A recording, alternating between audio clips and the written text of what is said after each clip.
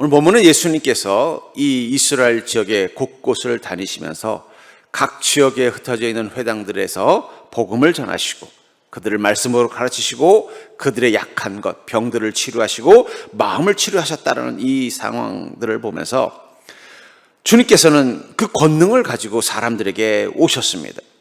그리고 그 권능을 자신을 위해서 사용하지 않았다는 거예요. 여러분, 우리 성경에 보면 예수 그리스도의 권능이 많이 기록되어 있지 않습니까? 근데 주님께서 당신을 위해서 쓰신 권능은 본 적이 없어요. 예수님께서 어느 날 이른 새벽에 예루살렘 성전을 향해 가다가 시장하셨습니다. 근데 마침 저쪽에 무화과 나무가 있는 거예요. 그래서 저 무화과 나무에 좀 먹을 것이 좀 있을까? 하고 가봤더니 조그만, 여러분, 열매는 가을에 열리는 게 아니에요. 열매는 언제 열려요? 봄에 열립니다. 꽃이 진자리에 열리는 거예요. 다만 가을이 되면 어떻게 돼요? 그게 크고 풍성할 뿐이에요. 주님은 그냥 작고 신 것이라도 있기를 원했습니다. 근데 하나도 없었다 그래요. 제가 예수님이라면 어떻게 했을까요? 무화과야 열매를 맺어라. 그럼 그 자리에서 그냥 크고 잘 익은 그냥 주먹만한 무화과가 아니라 참외만한 무화과가 열렸을 텐데 주님 그렇게 하지 않으셨다는 거예요. 그리고는 그 무화과가 열매 맺지 못한 것을 실망하시고 저주했다는 말은 실망하셨다는 뜻이에요. 그랬더니 무화과가 말라 죽었다 하는 내용을 보면서 예수님 생각해 보니까 예수님은 그 많은 권능을 행하셨지만 예수님 자신을 위해서는 하나도 쓰지 않으셨다는 거예요. 그렇다면 그 권능이 뭐예요? 왜 예수님께서는 당신을 위해서 그 권능을 쓰지 않았을까요? 여러분, 좋은 부자는 어떤 사람을 좋은 부자라 그래요? 존경할 만한 부자는 자신이 가지고 있는 부를 자신을 위해서가 아니라 타인을 위해서 쓸 줄 아는 사람을 우리는 좋은 부자라고 합니다. 그럼 좋은 성도는 뭘까요? 주님은 여러분들에게 하나님의 권능을 주시는 줄 믿으시기 바랍니다. 근데 그 권능을 누구를 위해서 쓰느냐? 어쩌면 우리에게 지금 필요한 믿음의 지혜는 하나님이 우리에게 주신 그 권능이 나를 위한 것과 다른 사람들을 위한 것. 제가 저희 집이 삼남매입니다. 그럼 가끔씩 이제 친척분이 오시기도 하고 또 아버지 친구분들이 오시면은 한 사람씩 용돈을 주는 게 아니에요.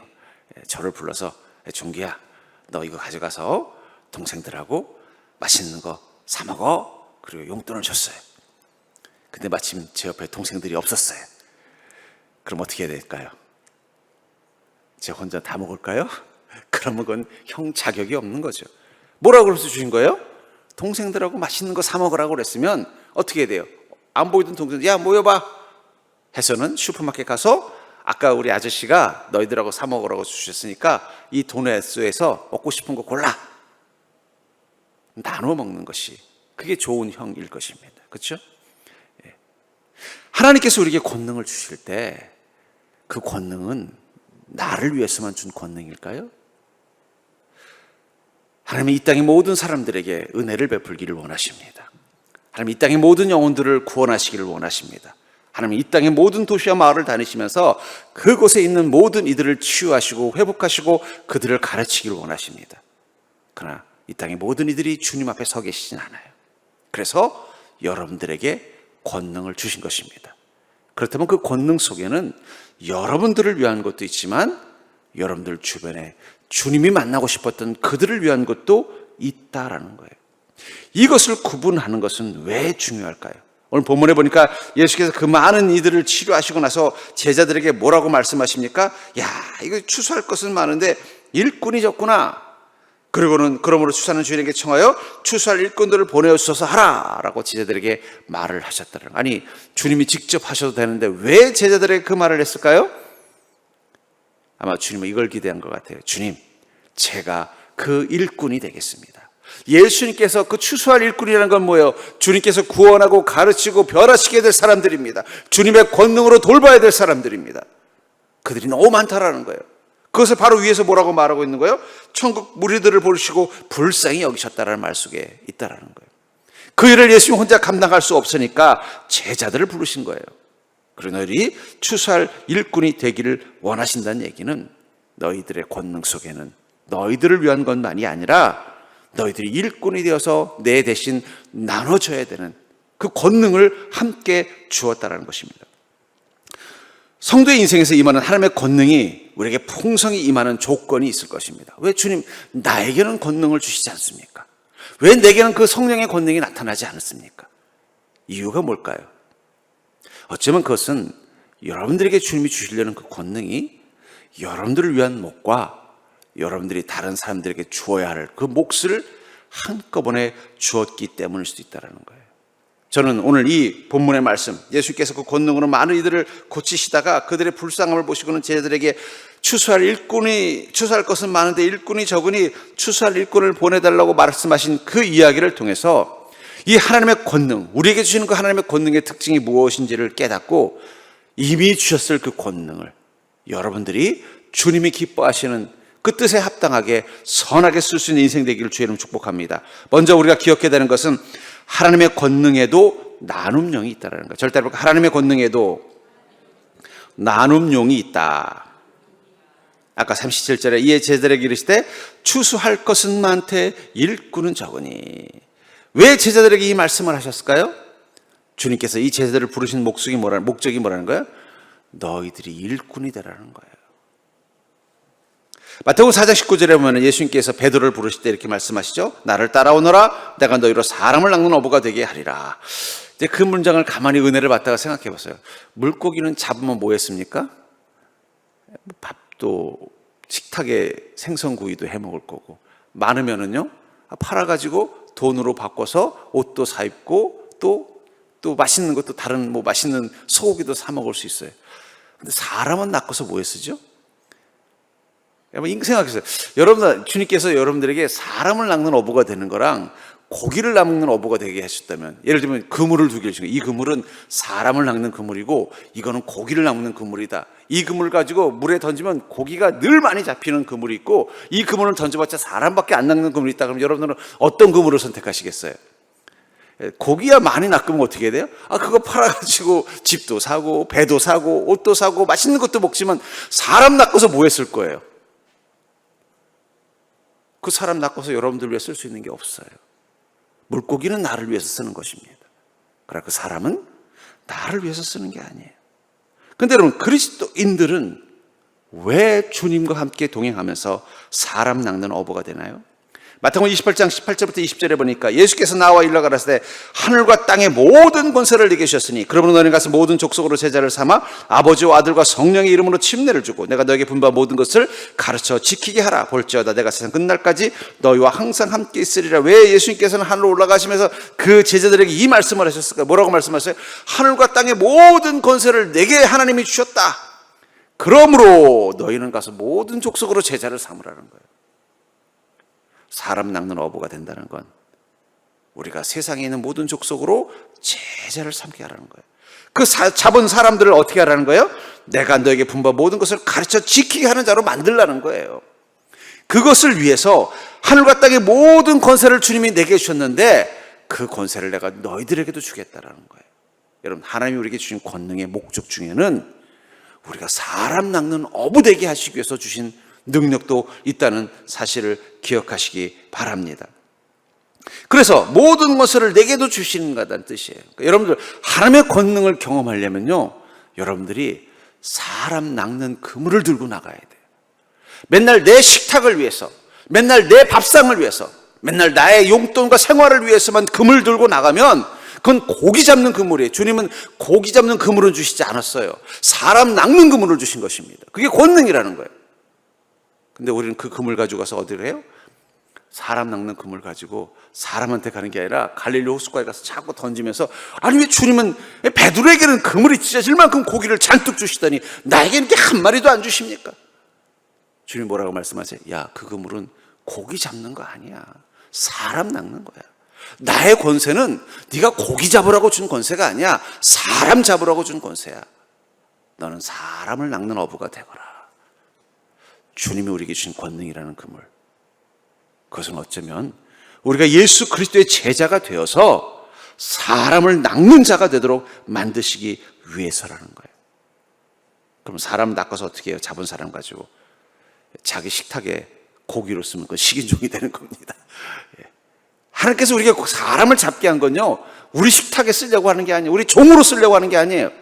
예수 그리스도의 제자가 되어서 주님의 말씀을 지키는 인생으로 만들게 하시기 위해서 우리에게 권능이라는 그물을 주시면서 이제부터 이거 가지고 가서 사람을 잡으라고 말씀하셨다라는 거예요. 근데 여러분 그 그물 가지고 어떻게 하세요? 아이고 내가 고기 잡기도 바빠 죽겠는데 사람을 언제 잡습니까? 하고 혹시 그물을 쳐놓습니까? 치워놓고는 맨날 그물 가지고 갈릴리 호수 가서 그물 던져서 왜 이렇게 고기가 안 잡힙니까? 제자 베드로가 예수님께서 예수님을 3번 부인하고서 부활하신 예수님을 보고 나니까 갑자기 그냥 기가 팍 죽어서 갈릴리로 가서 다시 고기를 잡으러 갔습니다. 오랜만에 고기를 잡으니까 이게 감도 안 오고 잘 잡히지도 않고 그러다가 맞아 그때 주님 처음 만났을 때 깊은 곳에 그물 던지라 그랬지 그때 던졌던 자리가 어디더라? 이맘때였던 거 이 정도였던 것 같은데 또 그물 한번 휙 던져봤어요.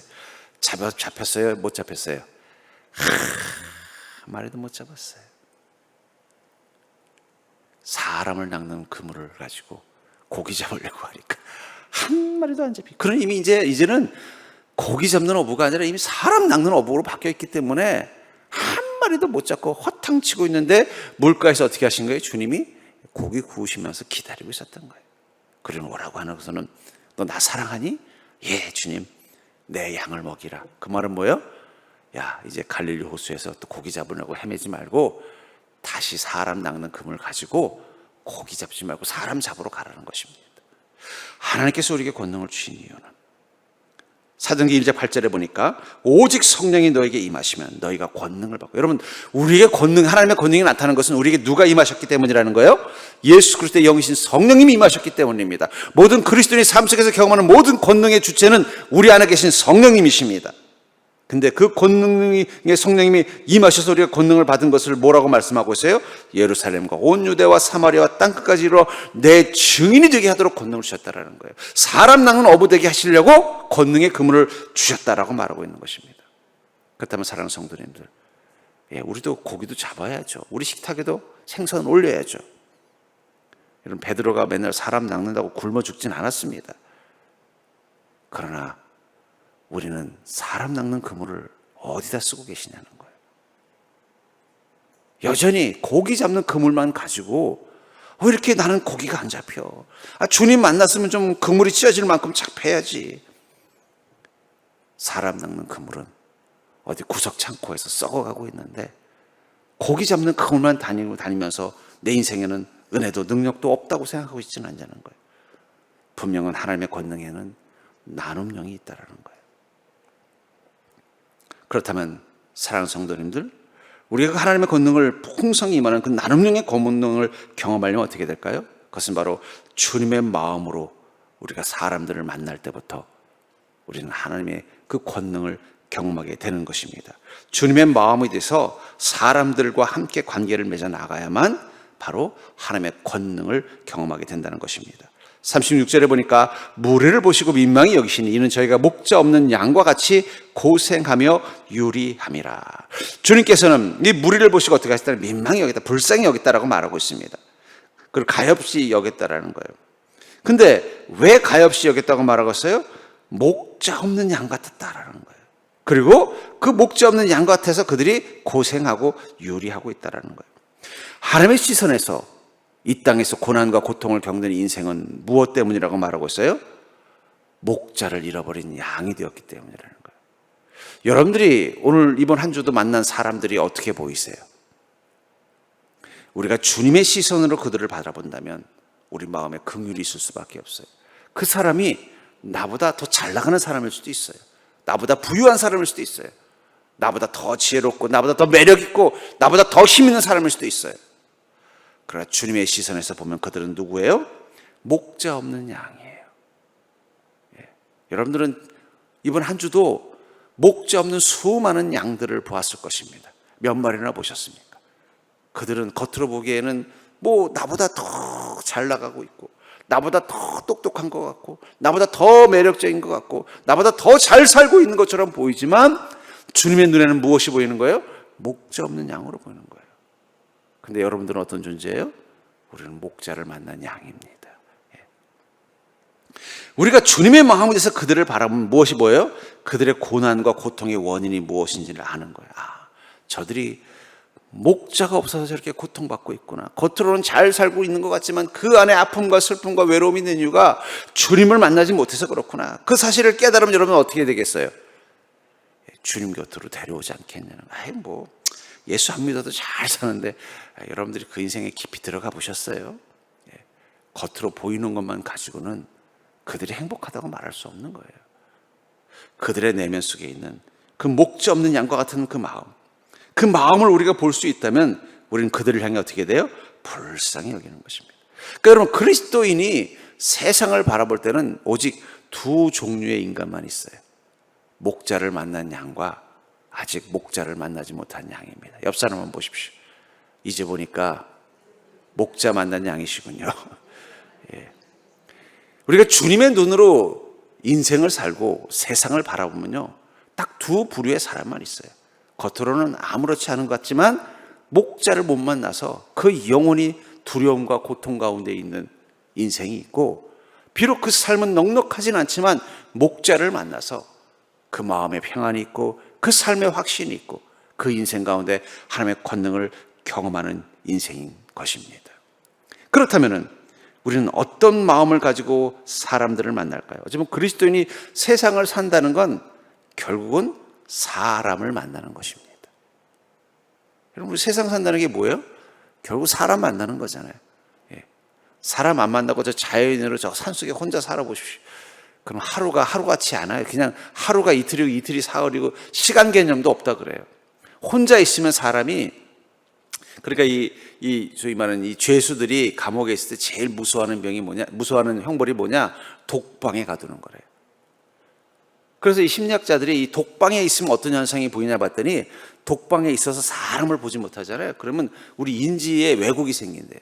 그 어떤 현상이 나타나느냐, 시간 개념이 깨져버린대요.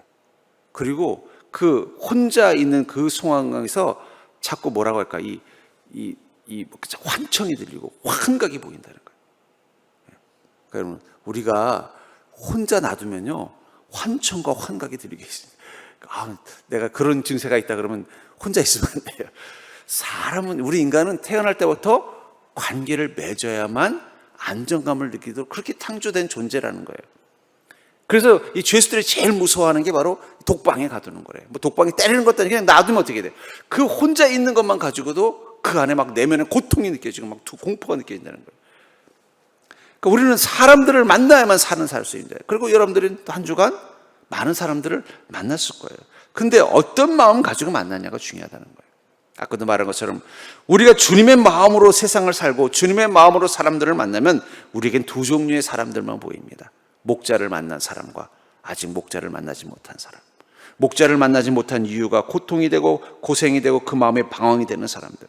그렇다면 우리는 그 사람들을 향해 어떤 마음을 가져갈 수밖에 없어요? 바로 예수 그리스도께서 그 무례를 보시고 민망히 여기신 그 마음, 긍휼히 여기시는 그 마음, 불쌍히 여기시는 그 마음이 생길 수밖에 없는 거예요. 그러니까 여러분들, 목자 없는 양 같은 삶을 사는 사람이 불쌍하게 여겨지는 게 그게 정상입니다.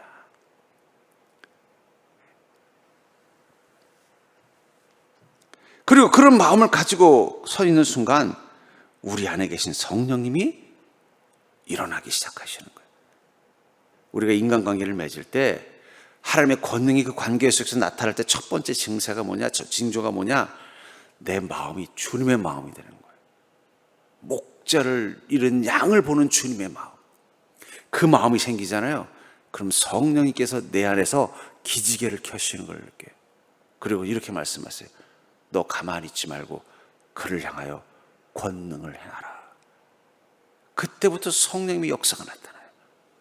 말을 하면 그 말에 권위가 생기고, 기도를 하면 그 기도에 응답이 생기고, 그 사람을 향하여 주님의 마음으로 다가가서 그 사람과 관계를 맺으면 그 사람의 삶이 변화되는 권능을 경험하게 됩니다. 사도행전 8장 26절부터 27절에 보면 빌립 집사님이 이 이디오페 대시를 만나러 가는 장면을 이렇게 말하죠.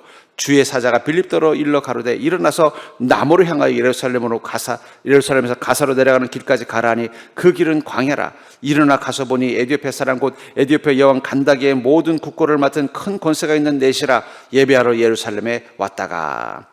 이 빌립 집사님은 바로 어떤 사람이었어요? 성령님께서 그 마음 가운데 깨어 계신 인생이었습니다. 그리고 주님의 마음으로 살 수 있는 자였다는 거예요. 그렇기 때문에 주님께서 어떻게 했어요? 빌립사에게 이 이디오페 내시, 이 여왕의 그 국고 맡은 자를 만나러 가게 하는 거예요. 근데 여러분 생각해 보십시오. 이 이디오페 내시가 그냥 온 게 아니라 이디오페 여왕의 명령을 받고 온 것입니다. 국고를 만났다는 건 우리나라로 치면은 국무총리나 경제부 장관, 부총리급 되는 막강한 권력을 가진 사람이에요. 그 사람이라면 어떤 행색이었을 것 같아요? 어디 초라한 달구지 타고 왔겠어요? 의리하고 웅장한 마차에다가 수많은 호위병을 이끌고 아마 예루살렘에 갔을 때도 어떻게 됐겠어요? 그냥 막 예루살렘 헤롯 왕이 와가지고 막 극진히 막 대접을 하고 마치 우리나라에 뭐 어디 외국의 유명한 대통령이나 이 왕족이 왔을 때처럼 환대받고 돌아갔단 말이에요. 근데 이 이디오페 대신은 사실은 목자 없는 양 같은 마음이 있었던 거예요. 와서는 어떻게 됐어요? 성경을 보면서 그 갈급함 가운데 이 말씀이 뭔지 이해가 되지 않는 거예요. 예수님을 만나고 싶은 갈급함이 그 영혼 가운데 있었던 거예요. 그것이 빌립 지사님 눈에 보인 겁니다. 만약에 그게 안 보였으면 어떻게 됐을까요? 아유, 성령님, 저 사람은 나하고 상대가 안 될 사람. 저는 평범한 빌립 집사고, 저 사람은 저렇게 막 의리의리한 국무총리, 거기다 지금 막 이스라엘에 그냥 귀한 식사로 와서 보니까 그냥 요라는 마차에다가 주변에 그냥 수백 명의 막 군사를 이끌고 잠시 쉬고 있는데, 제가 괜히 갔다가는 그냥 무슨 이상한 놈 받아서 매맞아 죽습니다. 제가 감히 그 사람한테 가서 뭐 예수님을 어떻게 전합니까? 말도 안 됩니다. 아마 성님이 이렇게 말씀하실 거예요. 네 눈에는 누가 보이냐? 화려한 마차를 타고 있고 화려한 비단 옷을 입고 있고 사람들의 존경을 받는 이디오페의 그 내시 국고 맡은 자의 모습이 보이냐? 아니면 그 영혼의 갈급함 때문에 이 진리를 알고 싶은데 알 수가 없어서 괴로워하는 그 목자를 찾는 양이 보이냐? 그 순간 빌립 지사님 보니까 누가 보여요? 목자를 찾는 잃어버린 양이 보이더라는 거예요. 그래서 용기를 내서 어떻게 해요? 가서 인사를 하는 거예요. 아마 분명히 이 빌립 이디오페 내시를 만나러 가기 전에 누가 벌써 딱 가로막았겠어요. 호위 무사들이 칼을 들이대고 뭐냐 이놈, 너 자객이냐? 근데 성령께서 어떻게 하셨어요? 잠깐만, 마침 그 사람의 목소리를 듣게 만들어준 거예요. 그리고 이디오페 내시가 그 사람을 보니까 뭐예요? 행색은 꾀재재한 사람인데 뭔가 그에게서 아우라를 느낀 거예요. 너 유대인이니? 예, 그렇습니다. 그래. 그럼 좀 나한테 좀, 내가 지금 이 말씀이 이해가 안 돼서 이 말씀을 좀 이해하고 싶은데 마침 이 갈급함이 있었는데 네가 온 걸 보니까 하나님이 너를 만나게 하신 것 같다. 이리 와봐라. 너 이 말씀 좀 설명해 줘. 하나님의 권능이 그 자리에 임하는 거예요. 감히 만날 수 없는 사람, 가까이 갈 수 없는 그 사람 앞에서 그를 만날 수 있도록. 그리고 어떻게 했어요? 그에게 복음을 전하니까 그냥 이디오페 내시가 그냥 뒤통수를 맞은 것처럼, 그렇구나. 우리가 기다리는 분이 바로 예수 그리스도셨구나. 너는 그 예수님을 만나니? 예, 저는 예수님을 만났습니다. 예수님이 이적을 행하심을 보았습니다. 아마 예수님의 부활도 보았을 것입니다. 난 네 인생이 부럽다. 겉으로 보기엔 나는 이 화려한 비단 옷을 입고 있고 이 웅장한 군사를 이끌고 하고 그냥 국고 맡은 데 권력과 뭐 부와 모든 걸 다 가지고 있지만, 그러나 내 영혼을 만족시켜야 될 그 주인 되신 예수님을 나는 못 만나봤는데 너는 만나봤구나. 그리고 뭐요? 이 자리에서 나도 성령님 받을 수 있도록 나에게 침례를 좀 베풀어다오. 그 권능이 어디서부터 와요? 빌립 지사님이 어떤 마음을 가지고 사람들을 봤기 때문이에요? 예수님의 마음. 여러분들, 성령님의 권능이 우리 안에서 역사하실 때 제일 첫 번째 나타나는 사인이 뭐냐? 내가 주님의 마음이 되는 거예요. 저도 목회자로서 그걸 느낄 때가 있어요. 주님의 마음이 될 때가 있어요. 주님, 저 사람 잘 살고 있어요. 그건 네 눈에 그렇지 내 눈에는 아니다. 그리고 가서 그 사람을 위해서 기도하고 말씀을 전하면요, 성령의 역사가 강력하게. 쟤는 안 됩니다. 쟤는 골칫덩어리예요. 쟤는 구제불능이에요. 그건 네 생각이지. 그는 지금 너의 손이 필요해. 그리고 주님의 마음을 가져가서 그 사람에게 안수를 하면요, 성령의 역사가 확 임해요. 그 출발점이 뭐냐? 제가 주님의 시선. 여러분, 동행이라는 게 뭐예요? 함께 간다는 건, 함께 가는 사람의 특징이 뭘까요? 함께 가는 사람은 사물을 보고 사람을 볼 때 같은 관점에서 볼 수밖에 없는 거예요. 그렇죠? 같이 기차 타고 가면 창밖에 보이는 사물이 똑같이 보이는 거예요. 그렇잖아요. 우리가 주님과 동행한다는 건 주님과 같은 시선으로 세상을 사는 것입니다. 그리고 그 같은 시선으로 세상을 살면서 우리가 사람들을 만나갈 때 그때부터 우리는 하나님의 인도하심을 강력하게 경험해요. 우리가 사람을 만나게 하십니다. 거기서 중요한 건 우리가 누구를 만나냐가 아니라 누구로 만나냐가 더 중요한 거예요. 여러분들 지난 한 주간도 누구를 만나셨습니까?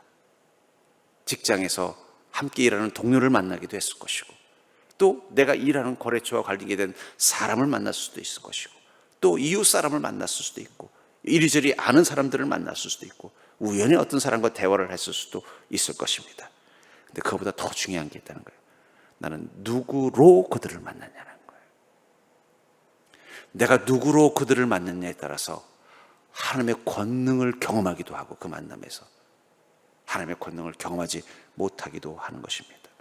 그렇기 때문에 사랑하는 성도님들, 여러분들은 모든 사람들을 만날 때 주님의 마음이 되어서 만나는 자가 되기를 주의 이름으로 축원합니다. 그럼 그때부터 보여요. 저 사람은 목자를 만난 양, 저 사람은 목자를 만나지 못한 양. 겉으로는 화려한 비다운 옷을 입고 있고 의리의리한 마차를 타고 있고, 지금으로 치면 어디 롤스로이스를 타고 다니고 있고, 또 지금 주변에는 막 그 사람을 추앙하고 존경하는 수많은 군중들이 있고, 하지만 주님의 눈에는 아직 목자를 못 만나서 그 영혼의 외로움과 갈급함과 그 삶의 갈등이 가득한 존재로 보인다는 거예요. 그 사실이 보이고 나서 그 다음부터 그 사람과 관계를 맺으면요, 나의 말 한마디에 주님의 음성이 그의 마음 가운데 들어갑니다. 내가 그 사람을 위해서 기도하면 기도의 능력이 그 사람 속에서 나타납니다. 어느 순간 내가 그 사람을 주님 곁으로 인도하는 존재가 되어져 버린다는 거예요. 그래서 여러분, 우리 그리스도인들은 다 하나님의 대사가 되어야 돼요. 이제 앞으로는 사람들 만날 때마다 절대로 볼까요? 누구를 만나느냐보다 더 중요한 건 누구로 만나는 거자. 그러니까 여러분들이 누가 돼서 만나는가? 주님의 대사라는 마음을 가지면, 주님의 마음이 되어서 만나면 그때부터는 우리는 그 만남 가운데서 성령의 역사심을 보게 될까요? 내가 말 한마디 했더니 그 사람이 그 말을 듣고 감동을 받고 깨닫고, 내가 그 사람을 위해서 기도했더니 기도의 역사함이 나타나고, 누구로 만나느냐가 중요하다는 거예요. 세 번째로, 성도의 인생이 임하는, 하나님의 권능이 우리에게 풍성히 임하는 조건은 바로 내게 부르심의 사명이 있음을 기억하며 관계하는 것입니다. 그렇기 때문에 여러분들, 우리가 모든 관계를 맺을 때 가장 중요한 건 부르심의 사명이 있다는 걸 기억하고 관계를 맺어야 된다는 거예요. 38절에 보니까 그러므로 추수하는 주인에게 청하여 추수할 일꾼들을 보내어서 하라 하느니라. 이 베드로, 이 예수님의 제자들도 한때는 무리였습니다. 베드로도 그냥 우연히 갈릴리 호숫가에서 그날 밤 하루 종일 고기 한 마리 못 잡고 허탕치고 와서 물가에서 그물 찢어진 거 깁고 다음날 또 고기 잡을 준비하고 있다가 마침 저 예수님께서 무리들과 함께 우르르 오는데 보니까 예수님의 말씀을 들으려고 사람들이 모여 있는데 자리가 마땅치 않고 물가다 보니까는 막 사람들이 막 밀어붙이니까 주님이 불편했는데, 마침 베드로의 배가 보니까 베드로 여보시오, 어부, 내가 잠깐 당신 배 위에 올라가서 이 사람들에게 좀 복음을 전해도 되겠습니까? 그 말을 듣고 베드로가 뭐라 그랬을까요? 그러십시오. 나도 어차피 고기도 그물도 좀 깃고 하려면 조금 이따 들어가야 되는데 올라와서 말씀 전하세요. 물 위에 올라가서 사람들에게 복음을 전할 때 베드로는 옆에서 그물을 기우면서 귀는 어떻게 됐어요? 주님 말씀 듣기 시작하는 거예요. 들으면서 주님의 말씀을 통해 깨달아지기 시작하는 거예요. 지금 내 앞에 계신 이분이 내가 그렇게 찾던 나의 목자구나, 내가 그렇게 기다리던 메시아시구나, 내 인생의 권능 되시는 하나님이시구나. 그때 주님 뭐라고 말씀하세요? 나를 따르라. 내가 너로 사람을 낚는 권능을 가진 어부가 되게 하겠다. 그 순간 그는 배와 그물을 던지고 예수님을 따랐다고 말하고 있어요. 왜 그렇습니까? 이제 그는 더 이상 무리로서의 베드로가 아니라 제자로서 베드로가 됐기 때문에. 그럼 왜 주님께서는 베드로를 나를 따르라고 말씀하신 목적이 뭐예요? 이제는 사람 낚는 어부, 치유받는 자가 아니라 치유하는 자가 되게 하시기 위해서라는 거예요. 권능을 경험하는 자가 아니라 권능을 나누어 줄 수 있는 자가 되게 하시기 위해서 부르신 것입니다. 여러분, 오병의 기적을 기억하실 거예요. 5천 명이 넘는 사람들이 제대로 밥을 못 먹어서 제가 보니까 다들 한 3일 금식 정도 한 것 같아요. 그러니까 얼마나 예수님께서 간스러운지, 안 되겠다, 얘들아, 좀 이들에게 먹을 것 좀 주라. 그랬더니 쟤들 뭐라 그래? 아니, 인구가 이렇게 많은데 어디 가서 먹을 걸 구하겠습니까? 요즘처럼 무슨 도시락 서비스가 있는 시대도 아니고. 그랬더니 한 제자가, 여기 뭐 저 소년이 보리떡 5개랑 물고기 2마리인데 이거라도 어떻게, 이 말은 뭐예요? 그냥 주님이라도 몰래 드시고 좀 힘내서 볼수 좀 전해주든지 다른 사람 보내세요. 그런데 주님께서 어떻게 하셨어요? 이거 가져와라. 가지고 오시니 어떻게 하셨어요? 그걸 축복하십니다. 축복해서 떼서는 누구를 줬어요? 제자들을 준 거예요. 그 제자들이 받고, 왜요? 그랬더니 너도 그걸 나눠줘라. 어떻게 나눠줬을까요? 예수 명으로 똑같이 했을 거예요. 거기 축복하다라는 단어가 원어에는 감사하다고 되어 있습니다. 제자들도 감사하고 또 뗐더니 어떻게 돼요? 떼서 또 나눠. 저라면은 그냥, 주님, 여기 보리떡 5개, 물고기 2마리밖에 없습니다. 그래? 다들 무릎 꿇으라 그래라. 무릎 꿇고 주여 하늘 문을 열어주시옵소서 해서 하늘에서 빵을 한 그릇 싹 쏟아드리게 할 것 같은데, 그게 더 멋지지 않습니까? 더 극적이지 않냐는 거예요. 근데 그렇게 하지 않으셨다는 거예요. 어떻게 했어요? 그 초라한 보리떡을 갖다 떼서는 제자들에게 주는 거예요. 보리떡 5개인 걸 보니까 2명은 못 받았을 확률이 높아요. 10명만 반반씩. 그리고 또 뭐래요?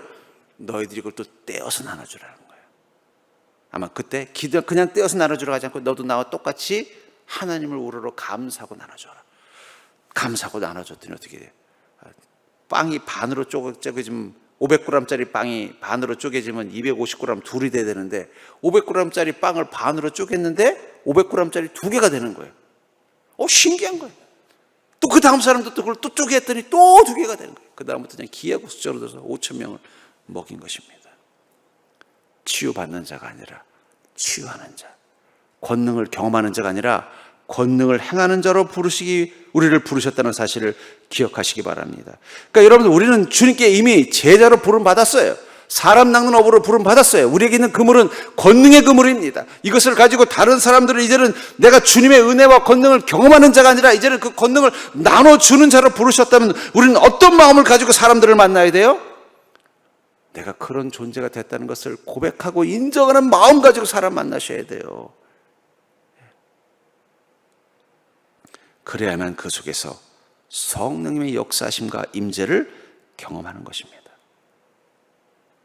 여러분들이 만남의 복을 누리려면 여러분들이 마음의 자세를 바꿔야 돼요. 나는 저 사람에게 하나님의 은혜를 얻어 먹으려고 만나는 게 아니라 내가 저 사람에게 하나님의 은혜를 주려고 나를 부르신 거다. 제가 이 중학교 때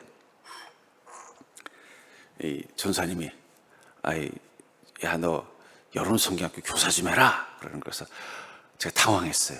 왜냐하면 제가 성경을 너무 몰랐거든요. 제가 어느 예배 때 얘기 드렸습니다만 제가 중학교 2학년 때 침례를 받았는데 목사님이 야, 너 침례는 좀 이른 것 같다. 고등학교 때 가서 발언을 받으면 어때? 그랬더니 저는 지금 받고 싶습니다. 그랬어요. 그랬더니 그래, 그럼 내가 몇 가지 물어볼게. 예수님의 12제자 이름 좀 한번 대봐라. 그랬더니 제가 12제자 이름도 못 댔어요. 그래서 제가 왕년에 주일학교 출신인데도 그걸 못 외웠습니다. 그랬더니 예수 목사님 웃으시면 야, 너 그것도 모르냐 하면서 그것이 나랑 한 가지 약속을 해라. 네가 하면 내가 침례 줄게. 그래서 뭡니까? 그랬더니 무슨 일이 있어도 내가 교회와 주님을 안 떠나겠다고 약속하면은 내가 침례 줄게. 그래서 제가 아무 생각도 없이 예! 그랬어요. 그 대가로 제가 목사가 된 것 같아요. 교회를 못 떠나게 하시려고. 예.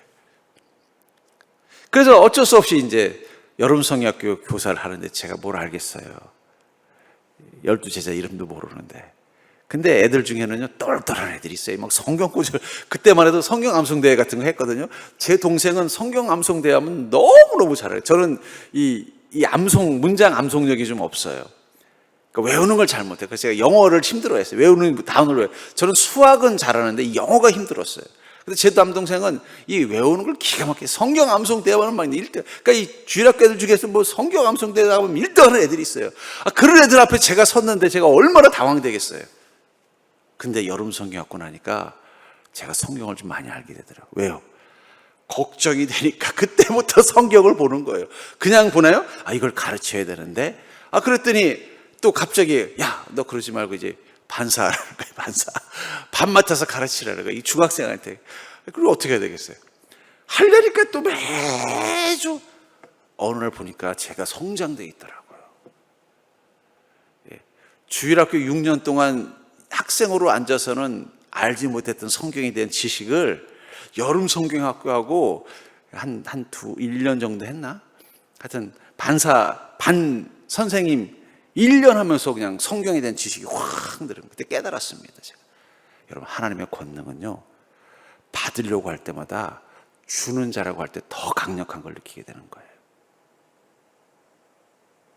우리 안에는 두 종류의 권능이 있습니다. 나를 위한 권능이 있고, 나를 통해 누군가에게 주시려고 나에게 맡겨놓으신 권능이 있다는 거예요. 우리가 이 사실을 기억하고 우리가 모든 만남을 이제는 더 이상 무리가 아니라 제자, 사람 낚는 어부로서 주님이 나를 부르셨다는 그 사명감을 가지고 만나게 되면 그 모든 만남 속에서 여러분들은 권능을 행하는 자가 되는 거예요. 그럼 어떻게 되겠어요? 우리는 기도하면서 만나십시오. 여러분, 모든 만남은 기도로 시작하십시오. 일하면서 만나는 사람도 기도로 만나십시오. 그럼 내가 그에게 권능을 행하는 자가 되는 것입니다. 영혼을 목적으로 만나십시오. 아무리 육적인 목적을 가진 만남이라도 영혼까지 관심을 가져야 되는 거예요. 그 사람의 영혼에 관심을 가지고 그 영혼을 돌보기 위해서 나를 부르셨다는 마음을 가지고 나가면 그 사람과 육적인 사회적인 관계라는 게 대부분 육적인 거잖아요. 일을 위해서 만나든 아니면 어떤 모임을 위해서 만나든 거기에 만족하지 마시고 영혼을 위해서 만난다. 목사가 피곤해요. 저는 그 사명자로서 사는 게 저의 운명이라고 생각한 게 뭐냐면, 무슨 모임만 만나면 사람들이 꼭 저 앞에서 영혼 얘기를 하는 거예요.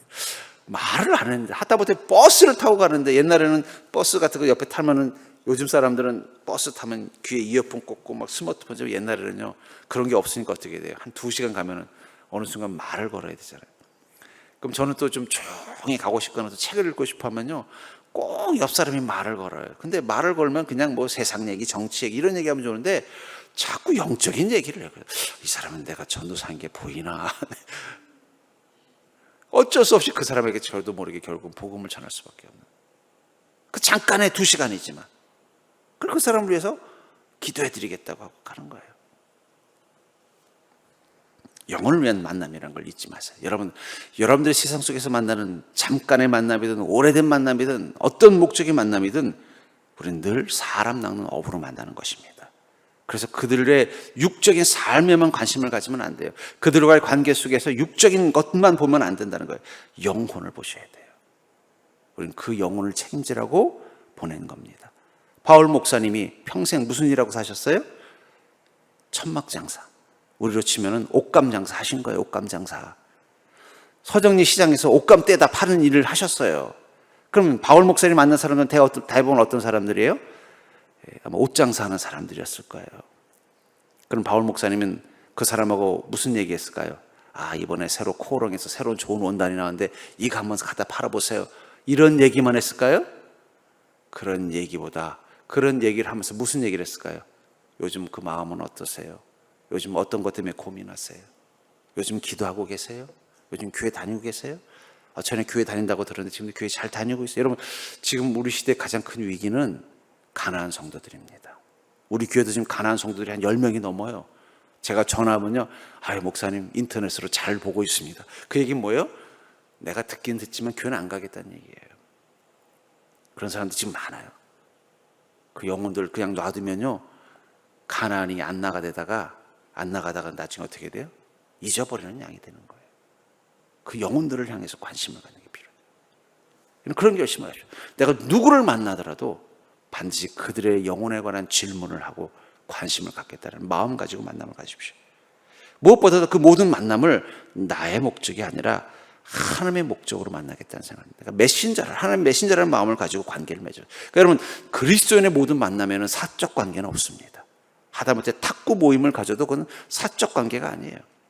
저도 탁구 좋아하니까 탁구 모임을 옛날에 했었어요. 그러면요 그냥 하는 게 아니에요.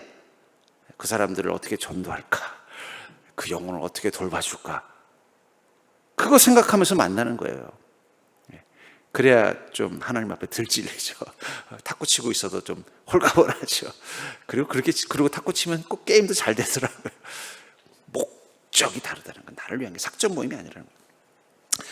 나를 사람 낚는 업으로 만드셨다는 그 사명감을 기억하고 나가면요, 그때부터 우리는 우리에게 있는 주머니 속에서 다른 사람에게 쓰임받기 위해서 내게 맡겨주신 권능을 발견하게 됩니다.